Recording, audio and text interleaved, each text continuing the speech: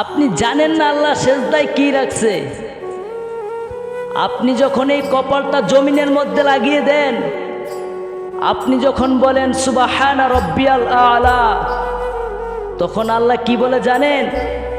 আল্লাহ বলে, বান্দা রে, তুই আর প্রশংসা করলি, আমি আল্লাহ তোর জীবনের পাহাড় পরিমাণ গুনাহ আমি আল্লাহ সেকেন্ডে মাফ করে দিছি। সুবহানাল্লাহ। আজকে আমরা, আমার আল্লাহ বলে, তুই কি চাইবি আর কাছে চা।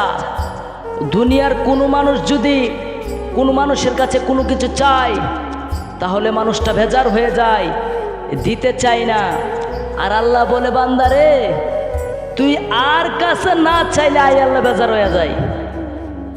তো আপনার কার কাছে চাবেন? আল্লাহর কাছে চাইতে হবে। যুবক ভাই আমার, যুবক ভাইয়েরা, আপনার কি দরকার? আপনি সেজদা দিয়ে আল্লাহর কাছে বলেন না, আল্লাহ আমার এটা দরকার, ওটা দরকার, আল্লাহ আমাকে এটা দাও, ওটা দাও। আল্লাহর কাছে চাইতে হবে। আল্লাহ বলেছে, উদউনি আস্তাজিব লাকুম। আমার নবী বলেছে, উদউনি আস্তাজিব লাকুম। তোমরা আমাকে ডাকো, আমি তোমাদের ডাকে সাড়া দিব। সুবহানাল্লাহ। যুবক ভাই, আসো, নামাজে আসো। তোমাকে মুয়াজ্জিন 5 ওয়াক্ত আজান দেয়, 5 ওয়াক্ত আজান দিয়া তোমাকে ডাক দেয়, তুমি আসো না আল্লাহর ঘর মসজিদে। তুমি মাওলাকে চিনতে পারো নাই? আরে মুসলমান, তোমার কি দরকার? তুমি আসো না।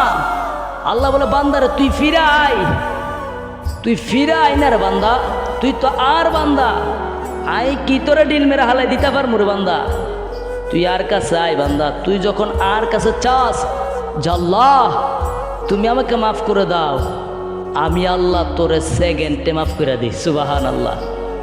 ওই মাওলাকে চিনতে হবে। মাল্লাহুল মাওলা ফালাহুল কুল। তুমি মাওলার হয়ে যাও, পুরো দুনিয়া তোমার হয়ে যাবে। সুবহানাল্লাহ। আল্লাহকে চিনতে হবে।